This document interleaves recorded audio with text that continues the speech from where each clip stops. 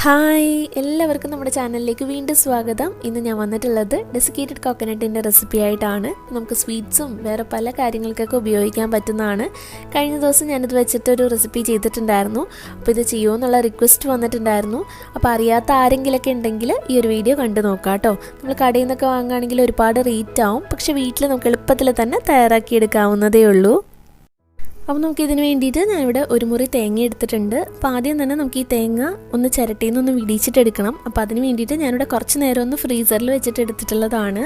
അപ്പോൾ നിങ്ങൾക്ക് വേറെ ഏതെങ്കിലും മെത്തേഡൊക്കെ അറിയാമെന്നുണ്ടെങ്കിൽ ഒന്ന് താഴെ കമൻറ്റ് ഇടുക കേട്ടോ. അതായത് ചിരട്ടിയിൽ നിന്ന് പെട്ടെന്ന് നമ്മുടെ തേങ്ങ വിട്ട് കിട്ടാൻ വേണ്ടിയിട്ട് എന്തൊക്കെയാണ് ചെയ്യാൻ പറ്റുക എന്നുള്ളത്. അപ്പോൾ എനിക്ക് ഉപകാരമായിരിക്കും, കാണുന്നവർക്കൊക്കെ യൂസ്ഫുൾ ആയിരിക്കും. അപ്പോൾ കമൻറ്റ് ഇടാനായിട്ട് മറക്കരുത്.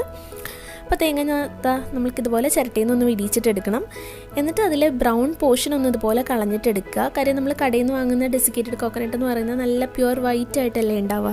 അപ്പോൾ അതിന് വേണ്ടിയിട്ട് ഇത് ബ്രൗൺ പോർഷനൊക്കെ നന്നായിട്ട് കളഞ്ഞ് നമുക്കിത് നീറ്റാക്കിയിട്ടെടുക്കാം. പിന്നെ നിങ്ങൾ ഈ തേങ്ങ കഴുകി എന്തെങ്കിലും എടുത്തിട്ടുണ്ടെങ്കിൽ അതിലൊട്ടും തന്നെ വെള്ളത്തിൻ്റെ അംശമൊന്നും ഉണ്ടാവരുത്. നന്നായിട്ട് വെള്ളമൊക്കെ കളഞ്ഞ് ഡ്രൈ ആക്കി തുടച്ചിട്ട് വേണം എടുക്കാൻ വേണ്ടിയിട്ട്. ഇനി നമുക്ക് ഈ തേങ്ങയൊക്കെ ചെറുതായിട്ടൊന്ന് കട്ട് ചെയ്തിട്ടെടുക്കാം. അപ്പോൾ നമുക്ക് മിക്സിയിലിട്ടിട്ടൊന്ന് പൊടിച്ചെടുക്കേണ്ടതാണ്. അപ്പോൾ അതുകൊണ്ട് ചെറിയ പീസാക്കി ഇതുപോലെ ഒന്ന് കട്ട് ചെയ്ത് കൊടുക്കുന്നുണ്ട്. അപ്പോൾ ഞാനിപ്പോൾ എല്ലാം ഇവിടെ ഇതുപോലെ ചെറുതാക്കി കട്ട് ചെയ്തെടുത്തിട്ടുണ്ട്.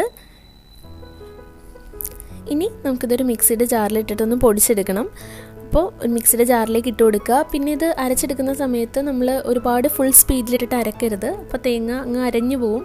അപ്പോൾ നമുക്കിത് പൊടിഞ്ഞാണ് കിട്ടേണ്ടത്. അപ്പോൾ അതുകൊണ്ട് ഒന്ന് പൾസ് മോഡിലിട്ടിട്ട് അടിച്ചെടുക്കുക. അതായത് നമ്മൾ മിക്സിയിൽ ഒന്ന് പുറകിലേക്ക് ഇത് ഒന്ന് വിപ്പ് ചെയ്ത് കൊടുക്കില്ലേ, ആ ഒരു രീതിയിൽ ചെയ്തിട്ടെടുക്കുന്നതാണ് കുറച്ചുകൂടെ നല്ലത്. അപ്പോൾ ചെറുതായിട്ട് നിർത്തി ഒന്ന് പൾസ് മോഡിൽ അടിക്കുകയാണെങ്കിൽ നമുക്ക് ഈ ഒരു രീതിയിൽ കിട്ടും. ഒട്ടും അരഞ്ഞു പോവാതെ നല്ല പൊടിയായിട്ട് ഇതുപോലെ കിട്ടിയിട്ടുണ്ട്. ഇനി ഞാനിവിടെ ഒരു പാൻ വെച്ച് ചൂടാക്കിയിട്ടുണ്ട്. അതിലേക്ക് നമുക്ക് ഈ തേങ്ങ ഇട്ട് കൊടുക്കാം. എന്നിട്ട് നമ്മളിത് ലോ ഫ്ലെയിമിലിട്ടിട്ട് ഒന്ന് വറുത്തെടുക്കണം. വറുത്തെടുക്കണം എന്ന് പറഞ്ഞാൽ ഇതിൽ ആ ഒരു വെള്ളമൊക്കെ ഒന്ന് വറ്റാൻ വേണ്ടിയിട്ടാണ്. അല്ലെങ്കിൽ ഇത് നല്ല ഡ്രൈ ആയിട്ട് നമുക്കൊരു പൗഡറായിട്ട് കിട്ടണം. അപ്പോൾ അതിന് വേണ്ടിയിട്ട് ലോ ഫ്ലെയിമിലിട്ടിട്ട് ഇതുപോലെ വറുത്തെടുക്കുക. പിന്നെ ഇതിൻ്റെ കളർ മാറാതെ പ്രത്യേകം ശ്രദ്ധിക്കുക. നമുക്ക് ഈ വൈറ്റ് കളർ തന്നെയാണ് വേണ്ടത്. നമ്മൾ ഫ്ലെയിം കൂട്ടി വെച്ചിട്ടുണ്ടെങ്കിൽ പെട്ടെന്ന് കളർ മാറിപ്പോവും, അതിൻ്റെ ടേസ്റ്റ് മാറിപ്പോവും. അപ്പോൾ ലോ ഫ്ലെയിമിലിട്ടിട്ട് ഇത് നല്ല ഡ്രൈ ആയിട്ട് വരുന്ന വരെ ഇതുപോലെ വറുത്തെടുക്കുക. പെട്ടെന്ന് തന്നെ ഇത് റെഡിയായി കിട്ടും. ഇപ്പോൾ നല്ല ഡ്രൈ ആയിട്ട് ഇതുപോലെ നല്ല പൗഡറുമായിട്ട് വന്നിട്ടുണ്ട്. അപ്പോൾ ഈ ഒരു സമയമാകുമ്പോൾ നമുക്ക് ഫ്ലെയിം ഓഫ് ചെയ്യാം. പിന്നെ ഇത് ഒത്തിരി തരികളായിട്ട് നിങ്ങൾക്ക് തോന്നുന്നുണ്ടെങ്കിൽ ഇതൊന്നുകൂടെ നമുക്ക് മിക്സിയിലിട്ടിട്ട് ഒന്ന് പൊടിച്ചെടുക്കുകയാണെങ്കിൽ നല്ല നമ്മൾ കടയിൽ നിന്നൊക്കെ വാങ്ങുന്ന പോലെ തന്നെ ആ ഒരു ഫൈനായിട്ടുള്ള നമുക്ക് പൗഡർ കിട്ടും.